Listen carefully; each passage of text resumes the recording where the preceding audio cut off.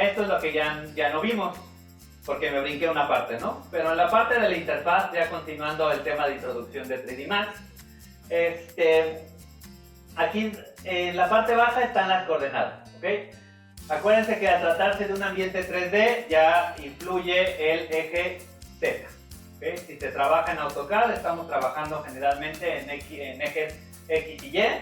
Ya al trabajar en Revit ya estamos trabajando en eje Z, y aquí pues en un ambiente 3D ya está el eje Z, son coordenadas cartesianas.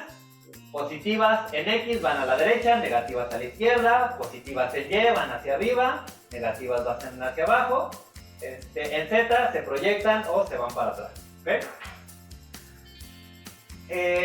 Yo les llamo coordenadas absolutas a estas que están dentro de toda la escena, ¿no? Hay un origen que generalmente está indicado con esta línea negra, ¿okay?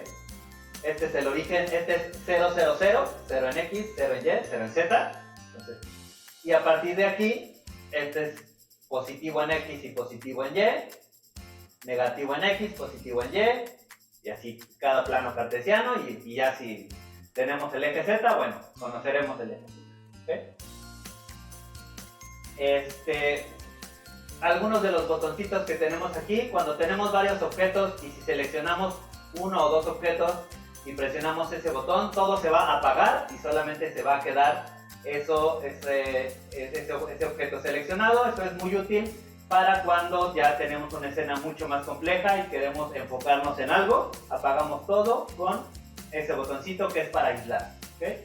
Y con estos botoncitos de acá cambiamos entre la posición absoluta y las coordenadas absolutas y relativas de un objeto. Ahorita vamos a ver de qué se trata eso de coordenadas absolutas y coordenadas relativas. ¿Okay? En la parte de abajo van a encontrar la línea de tiempo. Esto se usa para configurar animaciones, pero eso es algo que para esto no nos interesa, no vamos a ver nada de animación. Simplemente si algo se anima, aquí es donde se puede darle play o para ver cuando se anima una cámara o se anima algo, ¿no? Un personaje que va caminando, pero aquí no vamos a ver nada de eso. Ahora, las transformaciones. Habíamos visto que en la parte de arriba, en los botoncitos que eran mover, rotar y escalar, que eran las letras U, W y E, que eran las teclas de arriba de tu teclado, U, W, E. Si ustedes presionan con clic izquierdo, pues se activa la opción, ¿okay? Pero si presionamos clic derecho en cualquiera de estas opciones, va a aparecer este cuadrito, que es el cuadro de transformaciones. Este cuadrito nos ayuda a acomodar objetos, ¿okay? Ya cuando empiecen a modelar, cuando traten de hacer un modelo en 3D, se van a dar cuenta que es muy importante, se van a dar cuenta de los errores que tiene su proyecto. Porque cuando no está definido el nivel, cuando no han definido una altura, las cosas no cierran en 3 dimensiones. No cierran, simplemente no cierran, ¿okay? No llega el muro, no cierra, hay un hueco. Entonces, sí es muy importante, cuando estamos diseñando, pues pensar en todo para evitar, se van a dar cuenta cuando traten de modelar algo, se ven estos errores. Pero bueno, ¿para qué nos sirve este cuadro de transformación? Como les digo, le dan clic derecho a cualquiera de estos botones. Voy a poner unos objetos como tenía la vez pasada. Una caja, un cono, una esfera, un cilindro. ¿Okay? Si le doy clic al botón de mover, pues lo muevo, ¿no? Lo muevo sobre el eje Y, lo muevo sobre el eje X o lo muevo sobre el eje Z. O si selecciono, este se le llama el gizmo que controla el movimiento. Si paso el ratón sobre una de las caras, vean que se ilumina. Entonces, si yo tocara en este momento el gizmo, me está restringiendo el movimiento sobre los ejes X y Z. No importa cómo yo mueva el ratón, yo muevo el objeto sobre X y Z, o lo muevo sobre Y y Z, o lo movería sobre X y Y, ¿okay? Sin importar cómo muevo el ratón, ¿okay? Entonces, esto es el gizmo. Pero si yo le doy clic derecho a ese objeto, a ese botoncito, a cualquiera, ¿no? Si le doy el botoncito va a aparecer el mismo recuadro y al cambiar entre mover, rotar y escalar, pues van a cambiar lo que dice ahí. Entonces, ¿qué es lo que dice ahí? Ahí nos dice que hay dos cosas. Coordenadas absolutas y coordenadas, bueno, se llaman offset, yo en español les digo relativas, aunque offset es como difícil de traducir, pero yo les digo que son como relativas. Entonces, las coordenadas absolutas es la coordenada que tiene el objeto dentro de todo el espacio, ¿ok? Entonces, tiene ese objeto tiene una coordenada absoluta dentro del espacio. Entonces, si yo selecciono, por ejemplo, aquí el cilindro, me dice que tiene unas coordenadas absolutas en x menos 0.843, en y 23.838 y en z está en 0. ¿Okay? Si yo aquí le pongo 0, 0, 0, o sea, si yo lo selecciono y aquí le pongo 0, 0, 0, este objeto se va a mover aquí al 0. ¿Okay? Entonces, 0, 0 y se mueve a esa posición. ¿Okay? Si yo quiero que se mueva, ponerlo en una posición de x y y de 10 y 10, ¿okay? Se mueve a la coordenada 10 y 10. ¿Okay? Ahora, esa es la coordenada absoluta. El valor que yo le ponga aquí no se va a mover, ahí se va a colocar el objeto. ¿Okay? Pero, si yo pongo medidas de este lado, por eso le llamo coordenadas relativas, va a sumar lo que yo le indique aquí, lo va a sumar a este lado. ¿Okay? Por ejemplo, voy a regresar, o está aquí, ¿no? En x y y ya está en 10 y 10. Aquí dice 10 y 10. Si yo le pongo aquí 5, lo que va a hacer es que va a sumar aquí 5 y aquí va a regresar a 0. Simplemente le estoy diciendo que sobre el eje X me lo mueva 5 unidades en positivo. ¿Okay? O sea, le voy a poner aquí 5 y me mueve 5 unidades, pero se volvió a poner 0 y aquí ya dice 15. ¿Okay? Si yo le pongo en las offset o en las relativas sobre y le pongo 15, por ejemplo, no me lo va a poner en la coordenada 15. Lo que va a hacer es que va a sumar 15 al 10 que ya está y entonces va a estar en 25. ¿Okay? Va a alterar la coordenada absoluta. Entonces, esto pareciera que no es útil, pero es muy útil. Muy útil cuando tenemos varios objetos y queremos subir algo a una cosa muy específica, moverlo tantito a la derecha, moverlo tantito a la izquierda, tantito para arriba, tantito para abajo. Y ya saben, si yo le escribo aquí en y, por ejemplo, menos 10, me va a restar aquí a 25 y lo va a mover a la posición 15. ¿Okay? Si le pongo aquí menos 10, me lo regresa. Y entonces ahora está en coordenada X y Y en 15 y 15. ¿Okay? Entonces esta es la posición en la que está dentro de todo este gran espacio el objeto. Y esto nos sirve para hacer ajustes muy puntuales a una geometría o a la posición de un objeto. Y es muy útil. ¿Okay? Muy útil ese cuadro de transformación. Nuevamente, grábenselo muy bien. Clic derecho en cualquiera de estos objetos, en cualquiera de estos iconos y pueden activar o desactivar o llamar a este cuadro de transformación. ¿Ok?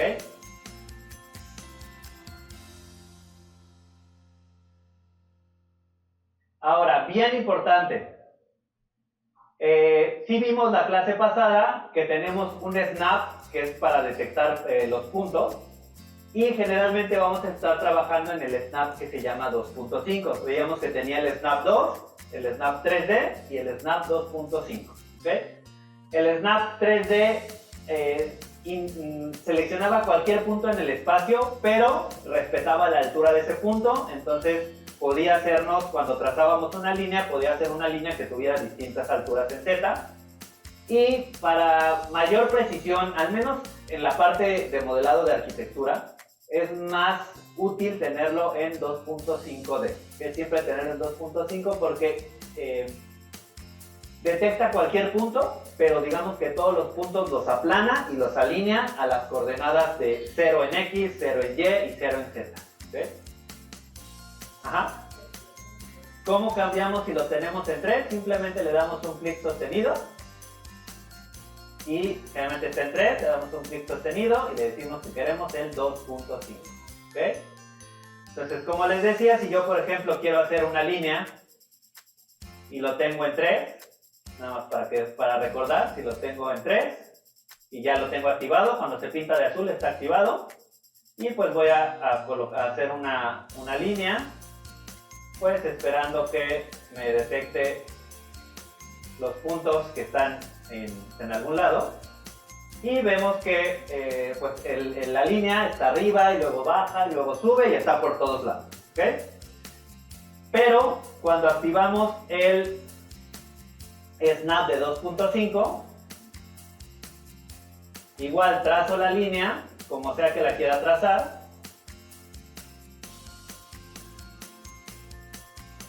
y va a detectar los puntos, pero lo que va a hacer es que los va a bajar a, en este caso, a un nivel de 0 en Z. ¿Okay? Entonces todo está aplanado, todo eso lo va a aplanar. ¿Okay? Y eso es muy útil, o sea, no solo para dibujar líneas, es muy útil para alinear cosas, para ordenarlas, para mover vértices de manera muy puntual. Es muy útil hacerlo a través del 2.5D. Generalmente yo siempre voy a estar usando 2.5D, nunca voy a usar otra cosa. Y hay que configurar qué puntos queremos que detecte. Si le damos clic derecho al botoncito de 2.5, nos va a abrir las opciones de qué queremos que detecte, ¿no? Otra vez, ya es un ambiente 3D. Yo generalmente solamente tengo activos puntos finales y puntos medios. A veces algún otro, si hay un círculo, pues pongo el pivote, pero generalmente solamente tengo activos puntos finales y puntos medios, porque al tratarse, si en AutoCAD o en Revit detecta puntos a lo loco, en un ambiente en 3D hay infinidad de puntos. Entonces, entre más simple y preciso sea la selección, yo lo prefiero. Pueden decirle que solo les detecte la rejilla, esta rejilla, ¿no? Quieren que detecte la rejilla, puedes detectar la rejilla, que detecte tangentes, que detecte centro de una cara. Yo generalmente, la gran mayoría de las cosas se resuelven con puntos finales y puntos medios. ¿Okay? Entonces, esa es recomendación. Yo es lo que generalmente tengo activado. Lo que sí es bien importante, muy importante activar, es que en la siguiente pestaña, una cosa es la pestañita de Snap, que es donde configuramos puntos medios y puntos finales, pero en la siguiente pestañita que dice opciones, es bien importante activar esto que dice habilitar restricción de ejes. ¿Qué es eso? ¿Qué quiere decir eso? ¿Qué pasa si no lo tengo activado? Que generalmente no está activado. ¿Okay? Lo voy a desactivar. Y por ejemplo, si yo quisiera alinear este cono, si yo quisiera alinear este cono, el centro de este cono con el punto medio de esta caja, ¿okay? Pero solamente moviendo sobre el eje X, o sea que dejarlo aquí en esta posición, pero que solamente se vaya sobre el eje X derechito, derechito, derechito hasta que toque el centro. ¿Okay? Si yo no tengo habilitado esta opción de habilitar restricción de ejes, yo agarro el eje de las X y vean que esto se mueve para todos lados. ¿Ok? Pero si yo activo la restricción de ejes, yo puedo agarrar únicamente, vean que se ilumina únicamente o el eje de las X o el eje de las Y. Pues puedo tocar el eje de las X y no importa cómo mueve el mouse, no importa, solamente se va a estar moviendo sobre un eje. Su movimiento está restringido al eje de las X. Y si luego quiero agarrarlo sobre el eje de las Y, no importa cómo mueva el mouse, solamente va a estar hacia arriba o hacia abajo y lo puedo alinear y eso queda exactamente al centro de esa caja. ¿Okay? Porque está habilitada la restricción de ejes. Y créanme que en un ambiente 3D quieren tener el mayor control posible de las cosas. ¿Okay? O al menos ese es mi sentir. Hay gente que no le importa dónde quedan ubicadas las cosas, a mí sí. Pero bueno, entonces bien importante cuando usemos Snap, se van a dar cuenta que generalmente uso Snap y la restricción de ejes para mover, así como le hice ahorita, solamente sobre un eje X o sobre un eje de las Y, mover las cosas y que sean realmente fáciles de colocar. ¿Okay? Lo segundo muy importante, además de la restricción de eje, es que antes de hacer cualquier cosa, así como antes de hacer cualquier cosa en AutoCAD o antes de hacer cualquier cosa en Revit, primero se revisen las unidades en las que están trabajando. En AutoCAD se dibuja en milímetros, en Revit se trabaja en metros y en 3D Max se trabaja en centímetros. Yo no lo definí así, así generalmente es como funcionan las cosas mejor. Porque pueden trabajar, hay gente que trabaja 3D Max en milímetros y hay gente que lo trabaja en metros y locos que lo trabajan en pulgadas. ¿Ok? Pero te van a encontrar que la gran mayoría de las cosas que si buscan en internet van a estar en centímetros. ¿Por qué? Porque hay cosas de 3D Max que el valor por defecto es 1. Una unidad, la que tengan definida. ¿Ok? Si ese valor es 1, por ejemplo, el marco de la puerta, el valor por defecto va a ser 1. Si es un metro, ese marco de la puerta va a medir 1 metro por 1 metro por 1 metro. Para una puerta es algo enorme. Pero si es un centímetro, es algo mucho más manejable. ¿Okay? Entonces, si son escenas muy grandes, pueden moverlo a metros. Pero generalmente trabajarlo en centímetros es muy cómodo para el flujo de trabajo del programa. ¿Okay? Pero es bien importante entender qué unidades estamos trabajando. ¿Ok?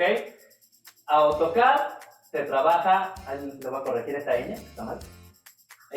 AutoCAD se trabaja en milímetros, Revit se trabaja en metros y 3D Max en centímetros. Pero, ahí viene para todo el pero. Cuando importamos cosas, por ejemplo, y se van a dar cuenta, cuando importamos, por ejemplo, algo de AutoCAD o de Revit a 3D Max, sí, de preferencia, el archivo original, por ejemplo, el de AutoCAD, tenemos que decirle que esté en metros. Porque si lo dejamos en milímetros, se va a importar una cosita chiquitita. El de Revit no tiene problema porque ya viene en metros, entonces hay compatibilidad.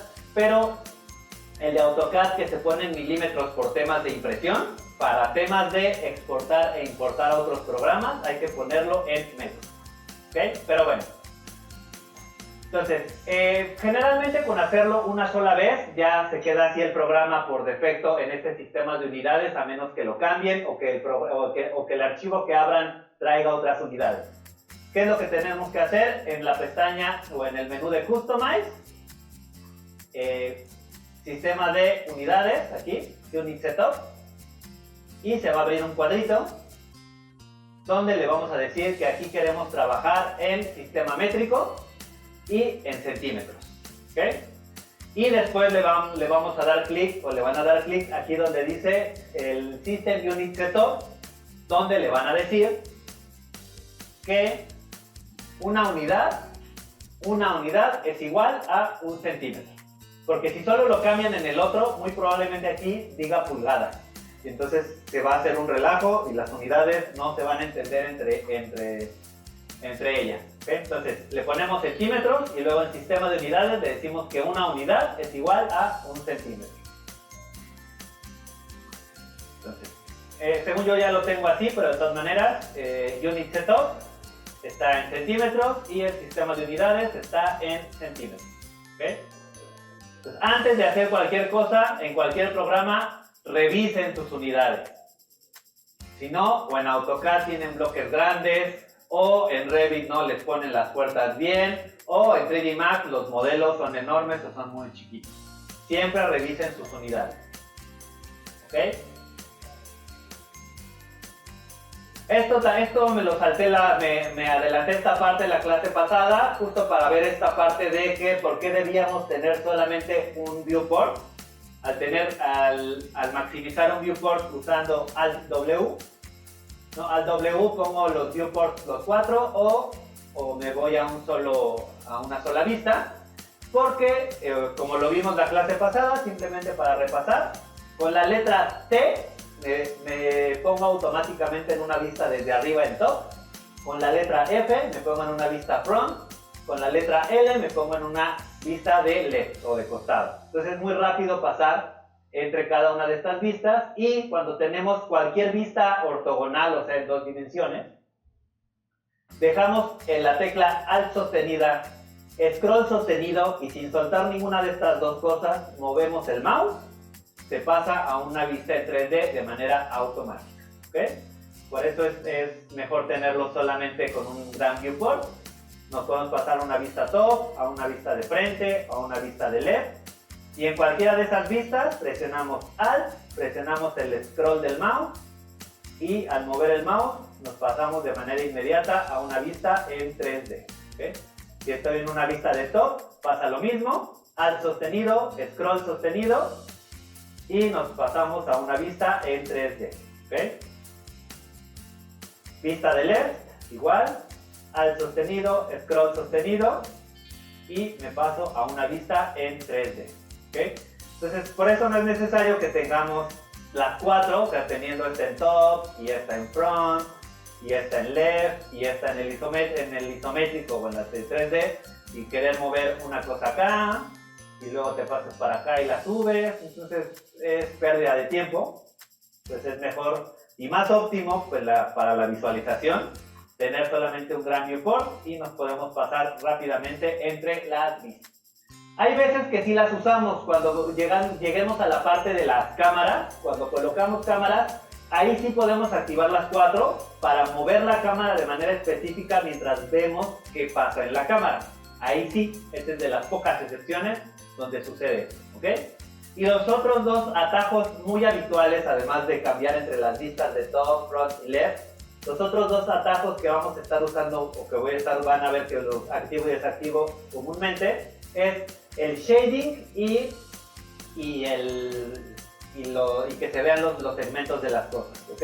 O los bordes, que es con las teclas F3 y la tecla F4. ¿Qué es lo que hacen estas teclas? La tecla F3 prende y apaga el shading, o sea, el sombreado, se ve la rejilla, y con F3 lo prendo y lo apago, ¿ok?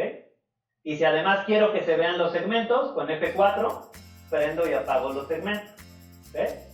Si su computadora no le aprietan F3 y no pasa nada, muy probablemente tengan que presionar la tecla de función, ¿ok? Porque en algunas laptops los Fs de arriba adelantan la canción, o suben el volumen, o suben el brillo de la computadora. Entonces, si el F3 y el F4 no les funcionan, presionen la tecla función y F3 y ya debería funcionar, ¿ok? Esto ya depende del modelo de la computadora, ¿no? Ahí sí es. Hay algunas que sin ningún problema funcionan así, y a veces hay que presionarles la tecla de función, ¿ok? F3 y F4. Que es para prender. F3, recuerden, F3 prende el shading, que es el sombreado. F4 prende los bordes o los edges. ¿Ok? F3. Y esto es algo que voy a estar haciendo muy comúnmente, y que van a ver que es muy útil estar cambiando entre ver todo el shading y ver solamente la rejilla. Entonces, es algo que es común estarlo haciendo, ¿ok? Ahora, tienen una tarea digamos, para entender el funcionamiento de cómo se mueven y acomodan las cosas. Tienen que recrear esta parte que está aquí, ¿ok? Tienen que crear una escena que esté en centímetros, y van a crear varios objetos: un cubo, un cono, una esfera, un cilindro y una tacita de té, ¿ok? Un tipo. El cubo tiene que tener 20 por 20 por 20 centímetros y tiene que estar ubicado en estas coordenadas del mundo: X30, Y30 y Z0, ¿ok? Entonces, eso no tiene gran ciencia. Hacen una cajita, la que sea. Pueden hacerlo ahorita, es tarea. O sea, pueden hacerlo ahorita, hacerlo después. Pero finalmente es una cajita de 20 por 20 por 20. Y si abro las coordenadas absolutas, yo necesito que esté en 30 en X y en 30 en Y, ¿ok? Y ahí va a estar, ¿ok? Lo voy a hacer solamente con el cono y ya harán lo demás, ¿ok? El cono tiene un radio base de 5 centímetros, una altura de 15 y va a estar colocado en una de las esquinas del cubo. ¿En cuál? En la que ustedes quieran. En cualquier esquina del cubo. ¿Okay? Entonces, creo un cono. Lo puedo crear y ya después lo ajusto, que es lo más rápido. Primero lo creas y luego lo ajustas. Entonces, acuérdense, siempre nos vamos a estar moviendo entre el panel de creación y el panel de modificación. Cosa que creo en el panel de modificación, del panel de creación, perdón, me muevo al panel de modificación y le ajusto las propiedades. Siempre nos vamos a estar moviendo entre estos dos paneles, panel de creación y panel de modificación. El primerito, el de la letra de más, es el panel de creación y el segundo es el panel de modificación. Creo un cono y después me paso al panel de modificación y entonces el radio, este era de 5 y una altura de 15.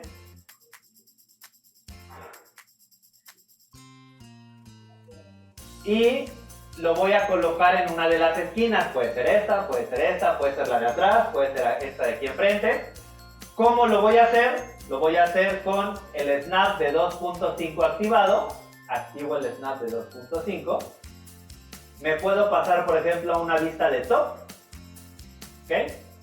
Le apago con F3 el shading y entonces moviendo solamente sobre el eje de las Y, lo alineo. Y luego sobre el eje de la X, lo alineo. Y entonces queda exactamente en esa esquina.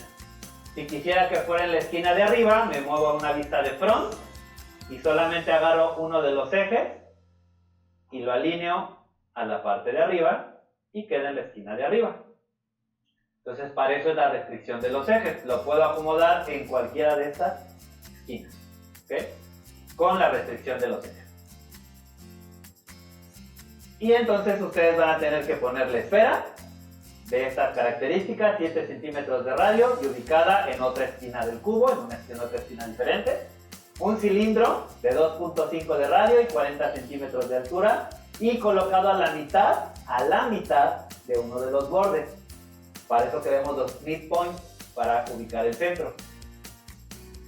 Y una tacita de té de 4 centímetros colocada al centro de la cara superior del cubo. Al centro de esta cara superior. ¿Ok? Para que entiendan cómo se colocan los objetos. ¿Ok? F3 y F4 es para aprender a apagar el shading. Y F3 shading, F4 los bordes. ¿Ok? ¿Dudas hasta aquí? Ajá. F4. Aristas F4, shading o sombreado con F3. ¿Ok?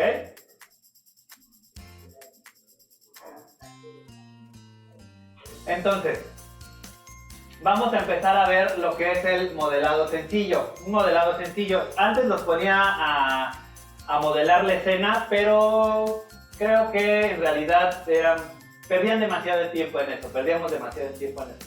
Prefiero que entiendan pues más o menos la manera en la que trabaja 3D Max. Por eso ya les dejé el modelo que vamos, si quieren usar otro, como les digo, son libres de hacerlo. Pero si no, ya está ahí el modelo de casita que yo voy a estar usando, que es este.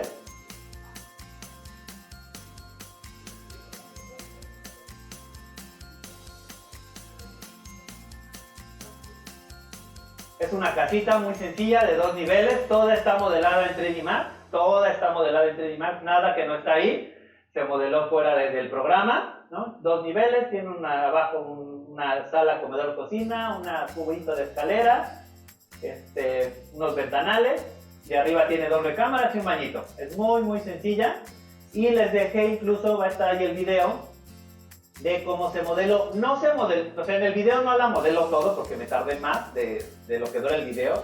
El video dura como 80 y tantos minutos. Entonces, pero por eso no quise que la modelaran. Pero si quieren saber cómo se empezó a modelar, ahí les dejé el video, ¿ok? De cómo empecé a modelar todo esto. Pero lo que sí vamos a hacer modelos un poquito más sencillos, ¿ok? La manera, ahí les pongo plugins, hay maneras muy rápidas de modelar cosas en 3D Max y en programas como 3D Max o Blender o Unreal, tiene cosas como plugins o scripts. ¿Okay? Un V-Ray es un plugin y un script, digamos que es un programita muy sencillo que puede correr de manera casi nativa, bueno, de manera automática, independientemente de la versión de 3D Max que tengan. Un plugin depende de la versión de 3D Max que tengan instalado. ¿Sí? Este es un plugin que se llama Floor Generator, que como su nombre lo dice, sirve para crear pisos. Pisos bueno, comúnmente para crear pisos, y hay una versión gratuita que nos da solamente la posibilidad de crear este tipo de patrón, ¿sí? Como si fuera una tablita de madera. Pero digamos que las posibilidades de lo que se puede hacer con esto no solo se limitan a madera. O sea, si alteramos las modificaciones de los parámetros, puede ser un piso de madera, puede ser un azulejo, puede ser un muro de ladrillo, porque digamos que son cuadritos que simplemente se define su tamaño y el cómo se acomodan. Entonces realmente es muy rápido de hacerlo, ¿ok? Simplemente entran a esta liga o lo buscan tal cual, lo googlean, se llama Floor Generator, crean una cuenta gratuita, descargan la versión gratuita. ¿Cómo se instala? Muy sencillo. Ahí les dejo cómo se instala.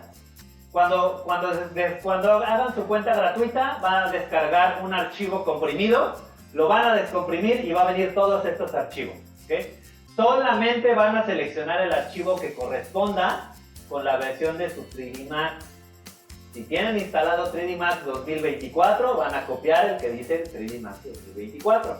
Si tienen 3D Max 2022, van a copiar el que dice 3D Max. No copien todos, porque entonces les va a aparecer una serie de errores cuando abran 3D Max, porque son plugins que no son compatibles. Solamente agarran el archivo que es correspondiente a su versión y lo van a pegar en la ruta en la unidad C, archivos de programa, Autodesk, 3D Max, el que tengan, 2022, 2024, y la carpeta de plugins. Y ahí van a pegar ese archivito que se llama Floor Generator. ¿Okay? Cuando hagan eso, de preferencia no tengan el 3D Max abierto porque lo van a tener que reiniciar. Cuando hagan eso, les va a aparecer ya les va a aparecer en los modificadores. Cuando hagan eso en los modificadores ya va a aparecer la opción de poder llamar al modificador de Floor Generator. ¿Okay? Entonces, este ahorita no lo vamos a usar, pero vamos a empezar para que lo puedan descargar y lo puedan instalar. Pero vamos a empezar a hacer cosas mucho más sencillas y que aún así son bastante interesantes. ¿Ok? Vamos a empezar, así que voy a ir a la parte final, esta que dice mobiliario. Como les digo, como vimos la clase pasada, 3D Max tiene esta parte que se llama el panel de modificación y el stack o la pila de modificadores. Que habíamos visto que podíamos crear un objeto y le aplicábamos diferentes acciones a ese objeto y esas modificaciones no eran destructivas porque el objeto original se mantenía. ¿Okay? Ahora, lo que vamos a ver se llama modelado poligonal, que es diferente al modelado, digamos que si ya han usado Revit, pues se modela en Revit, pero digamos que el Revit se está construyendo, ¿no? O sea, 3D Max es un programa como Blender, como Maya, que es más pensado en modelar pues cualquier cosa. O sea, ¿a qué me refiero? Que se usa, por ejemplo, para modelar personajes, ¿no? Pero modelar personajes, modelar cosas, algo mucho más orgánico, ¿sí? Entonces ahí ya no, las reglas son diferentes, ¿no? Entonces es un modelado poligonal. Entonces, cuando hablamos de modelado poligonal, tres conceptos que son muy comunes es los poly, tree y n-gons. ¿Quién los llamó así? No sé, pero así los llamaron. ¿Okay? Ahora, ¿qué es un poly? Es una figura de 4 lados. ¿Okay? Idealmente, hay programas que trabajan mejor con poly y hay programas que trabajan mejor con trees. ¿Okay? 3D Max trabaja mejor con trees. Unreal Engine 3D Max trabaja mejor con poly. Unreal Engine trabaja mejor con trees porque es un programa dedicado a videojuegos y con figuras de 3 lados le funcionan mejor, pero a nosotros nos interesa modelar con poly. En modelado de arquitectura no siempre es tan importante tener puros poly. A veces vamos a tener trees y a veces vamos a tener n-gons. N-gons es cualquier figura mayor de 4 lados. ¿Okay? O sea, el número de lados que sea ya se llama n-gon. ¿Okay? Esto puede ser relevante o puede no ser relevante. Voy a abrir un archivo nuevo. Porque si se dan cuenta, cuando por ejemplo es muy evidente cuando creo una esfera. Si se dan cuenta, esa esfera está creada a partir de puros cuadritos. ¿Okay? Esos cuadritos son polis. ¿Okay? Entonces, sí, ahí les dejé un video de la diferencia entre polis y mallas, y meshes. Si yo lo convierto esto en un poly, este polígono o los polígonos, ya sea en una caja, en una esfera o en una caja,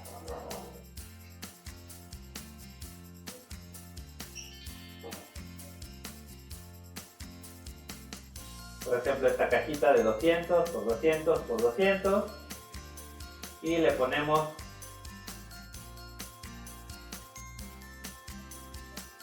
$10 segmentos por cara y vean que los segmentos forman cuadraditos, forman poly. ¿Okay?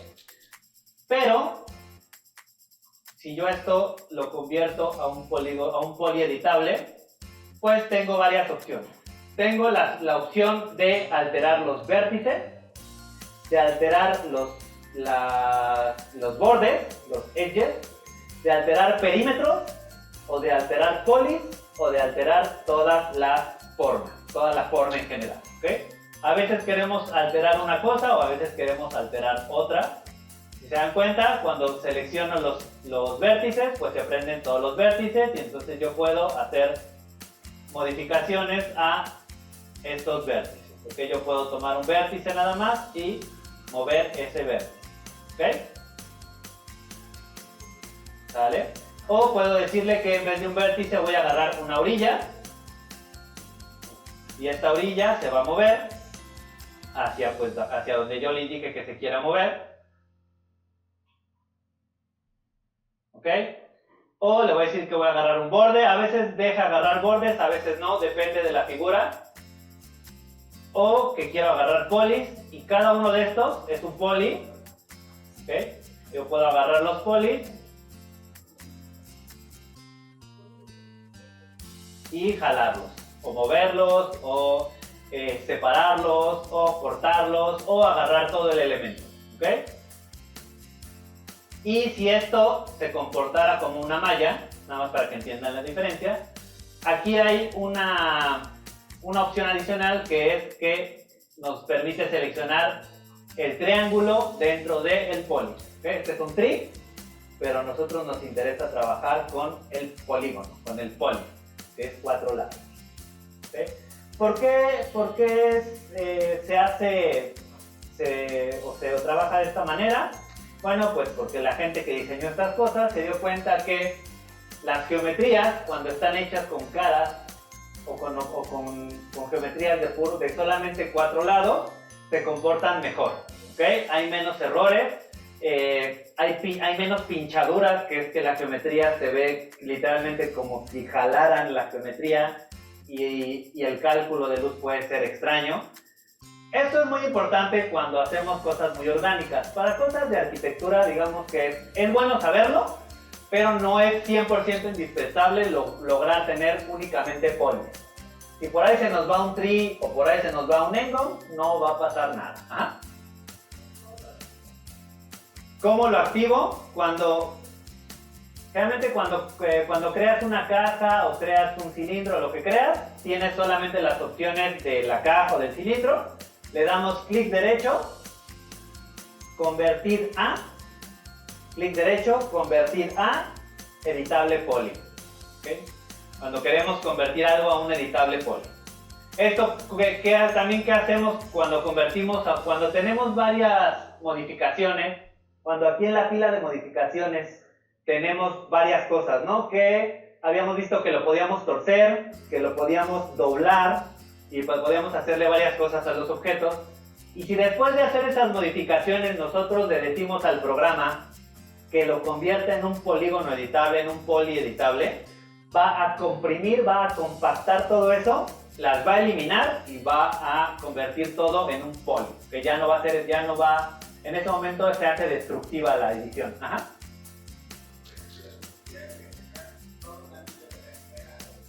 Ajá. Ok. Ahí van a haber dos conceptos muy importantes cuando seleccionamos cosas en 3D. Un primer concepto se llama un loop. Un loop y un anillo, un ring. ¿Ok? Son dos conceptos de selección muy importantes en modelado poligonal. ¿Ok? ¿Qué es cada cosa? ¿Qué es cada cosa? Voy a borrar esta cajita y hacer otra.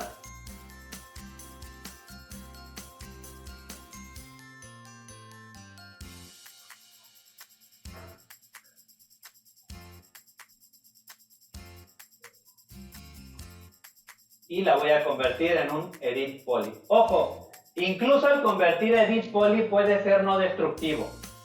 Ya en versiones más nuevas de 3D Max hay un modificador que se llama edit poly. Y si yo le agrego ese modificador, la cajita original se mantiene, pero me deja manipular las cosas de un poly, ¿okay? Sin modificar la cajita original. Entonces, ahora, un loop, una selección por loop y una selección por anillo. ¿Okay? ¿Cuál es la diferencia? Esta es selección de vértices, esta es selección de bordes o edges y esta es selección de poly. ¿Okay? Esta de aquí casi nunca la van a estar usando, realmente van a estar usando esto. Ahora, ¿qué es un loop? Un loop es cuando seleccionan un borde y quieren hacer un loop. Es que la palabra es como un aro, una continuidad al siguiente borde conectado. ¿Okay? Y va a conectar toda la selección mientras solamente lleguen 4 puntos. Si por casualidad aquí hay un borde adicional, el loop se va a cortar ahí, ¿okay? Porque ya hay 5 y no 4. O sea, si yo selecciono este bordecito y presiono este botón de aquí que dice loop, aquí están los dos, loop y ring. ¿Okay? Si seleccionan loop,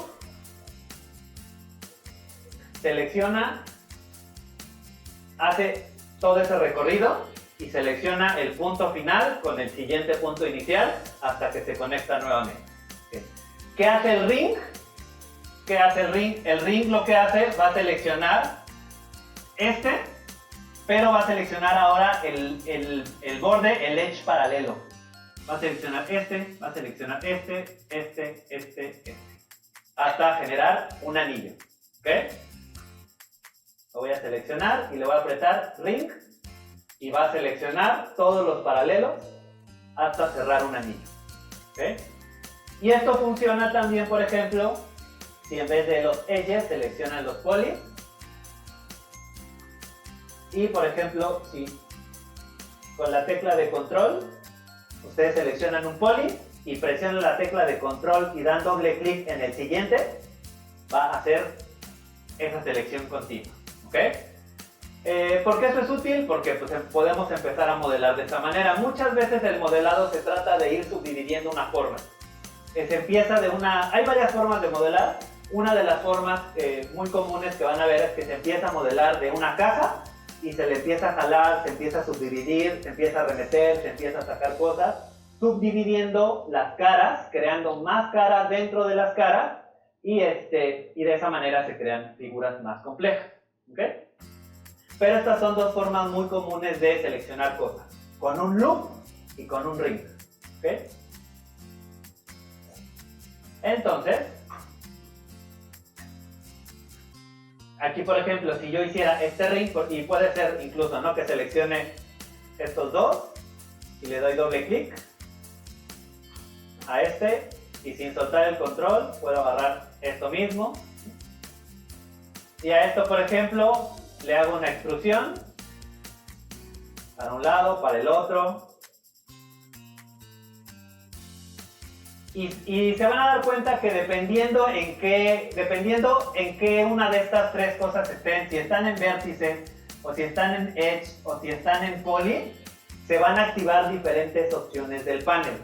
En este caso dice poly y aquí dice edición de polígonos. ¿Okay? Podemos extruir, podemos hacer un insert, podemos hacer un clip, podemos hacer un puente entre dos objetos.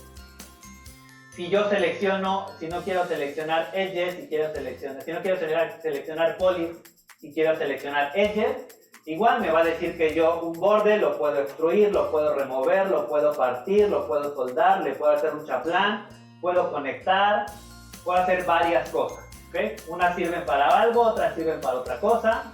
O si yo agarro vértices, igual me va a decir que los vértices se pueden quitar, se pueden remover, se pueden romper, se pueden extruir, se pueden soldar, se puede hacer un chamfer, un chaplán, o se puede soldar a algo que nosotros queramos, o pueden conectar dos o más vértices. ¿Ok?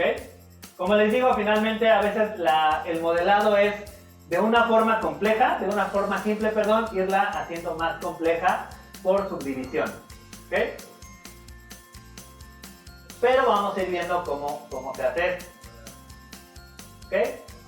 Entonces, por ejemplo, para empezar modelado sencillo, vamos a empezar, por ejemplo, voy a hacer ahorita una cajita. ¿Ok? Una caja simple. Esta caja es una caja que va a tener 15 centímetros por 15 por 40. ¿Ok? Ya tengo una caja aquí creada. Voy a borrar ese edit poly. Y esta cajita mide 15 por 15 por 40. Es una cajita muy chiquita. Y esta parte de aquí son los segmentos. ¿Ok? Entre más segmentos, pues está más subdividida. Entre menos segmentos, tendrá menos separaciones. Solamente en este caso me interesa que tenga 10 centímetros en la altura. No necesito, solamente quiero un segmento en el largo, uno en el ancho, pero la altura sí quiero que tenga 10. ¿Ok? Para que se cree esa forma que está ahí. Entonces, aquí le voy a decir que tenga 1, 1 y 10. ¿Ok? Hasta ahí es una cajita. Lo mismo que hicimos la clase pasada, con el ejemplo, pero ahora voy a agregar este modificador que se llama Tapper. Este modificador lo que hace es como que comprime un objeto, como que lo comprime o lo forza a que se haga más grueso. ¿Okay? En este caso voy a aplicar el Tapper.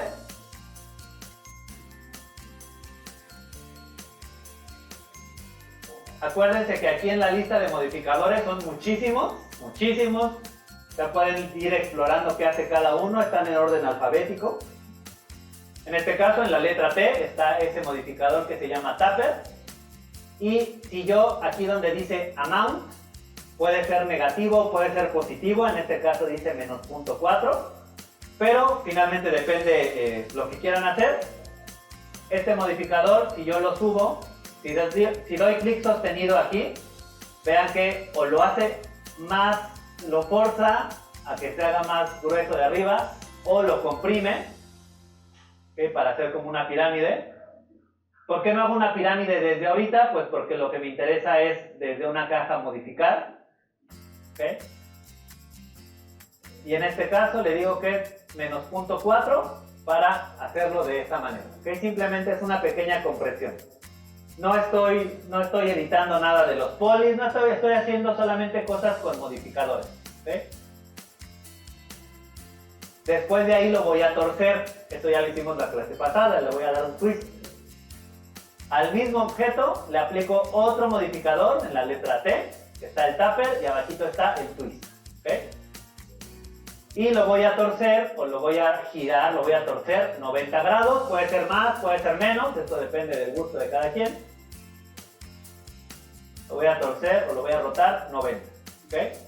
Si le doy 180, lo tuerzo más, si le doy 360, le hace todo un giro. No depende de qué queramos. En este caso nada más quiero que sea 90 para que sea como si fuera una escultura de cerámica, que es lo que estoy tratando de hacer. Un jarroncito de cerámica. ¿Okay? Y ahora sí, encima de todo esto, le voy a aplicar ese modificador que se llama Edit Poly y que activa las opciones de vértice, de Edge o de Poly. ¿Okay? Sin tener que romper o sin tener que, sin ser destructivo. Porque yo aquí podría decirle, clic derecho, convertir a editable Poly. Y digamos que en teoría es el mismo resultado, pero pierdo todo esto. Si yo le doy clic derecho, convertir a editable poly, todo lo que estaba aquí desaparece. Ya no puedo regresarme a cambiar el ángulo de twist, ya no puedo cambiarme a cambiar la altura de la caja o los segmentos. Entonces, ¿qué es lo que hago? En lugar de hacerlo con clic derecho, le aplico el modificador que se llama Edit Poly y aquí puedo prenderlo o apagarlo y volverme a regresar a todo lo de abajo. ¿Okay? ¿Por qué quiero hacer esto? Porque simplemente quiero borrar esta carita de arriba, con el poly, así como podemos subdividirlo, simplemente los borramos. En este caso con delete o suprimir, borro esa tapita para que ya esté, digamos que este jarrón florero, ahora sí ya está abierto, ya está hueco. Pero vean algo curioso, ¿cómo se ve esta cara de aquí, estas caras? ¿Cómo las ven? Negras, se ven negras. Eso es un concepto que más adelante tiene relevancia, que se llaman las normales. ¿Ok? Todo esto ya va a ir teniendo un poco más de lógica después. ¿Qué son las normales? Yo les llamo la cara positiva de una figura. ¿Ok? Estas caras que tienen colorcito es la normal positiva, ¿no? Es las normales del objeto. ¿Qué quiere decir esto? Cuando le agreguen una luz a su escena y pongan una cámara, la luz va a interactuar de manera correcta con las normales de las figuras. ¿Okay? A veces cuando se hacen renders y la luz rebota extraño o hay un objeto que no está reflejando, muy probablemente tenga errores en las normales. Sus normales están volteadas, están mal hechas, están mal puestas y por eso no se están calculando correctamente. Si en el viewport se ve así negro, en este caso son normales que están, digamos, negativas. No es la normal es esta, es la cara positiva. Y esta es la cara negativa, que esta no va a poder calcular iluminación. ¿Okay? Se hace de esa manera para ahorrar recursos. Ahora, pero finalmente digamos que ahorita este jarrón es una figura de papel, no tiene un grosor, ¿no? Pero pues las cosas tienen un grosor. ¿Okay? Entonces hay otro modificador que se llama shell y como su nombre lo indica es una cáscara. ¿Okay? ¿Qué hace ese shell?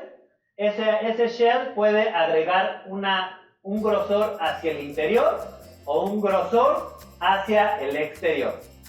Y aquí si pueden ver el valor es 0. Si ustedes simplemente, por ejemplo, te estoy modelando un jarrón, ¿no?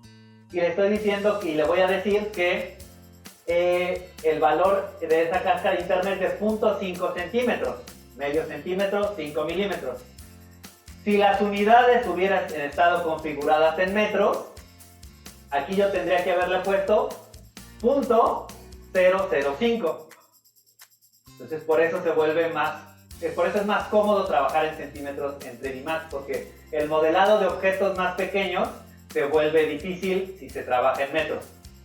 ¿Ve? En este caso, como solamente quiero un grosor muy pequeño, pues simplemente le digo que es de medio centímetro. Entonces le aplico el modificador de Shell y es interior de 0.5. Y vean que en este momento aquí ya no hay caras negativas porque le dio grosor, y entonces si yo a este jarrón le aplicara un material de cristal, se vería bien la luz que pasa a través de él, porque ya sus caras son positivas. Si lo hubiera dejado como estaba anteriormente y fuera el mismo material de cristal, muy probablemente la parte de adentro se vería extraña, porque tenía caras negativas. ¿Sí? Entonces, por eso es importante entender este concepto de normal. Entonces, este es un jarroncito que se crea a partir de puros modificadores sin realmente meternos con modelar. ¿Okay? Simplemente se crea una caja, se le comprime la parte de arriba, se le hace un giro, con Edit Poly le quitamos la tapita y con Shell le agregamos un grosor. Si tratáramos de modelar eso en AutoCAD o en Revit, se vuelve complejo, porque no está hecho para eso, ¿okay? Está hecho para otras cosas. Entonces, por eso les digo que esto es modelado poligonal, no es modelado como en Revit, que estamos construyendo un edificio. Esto ya es un poquito más complejo. No es que sea más complejo, es diferente. Es una metodología diferente, es pensar de otra manera en modelado. ¿Ok? Entonces, este es el primer modelo a partir de puros modificadores. ¿Okay? No estamos alterando realmente nada. Otra vez, si apagan cada uno de esos modificadores, regresamos a la cajita original. ¿Okay? Si quisiéramos cambiar el tamaño de la caja, el número de segmentos. El número de segmentos es importante, porque si aquí le hubiéramos dejado un solo segmento, el tupper funciona, pero el twist ya no tiene la capacidad de funcionar, porque las subdivisiones le hacen que sea suave ese giro. ¿Okay? Entonces, la siguiente clase, ahorita ya para que no les vaya a cansar la cabeza, ya veo que ya fueron muchos conceptos nuevos.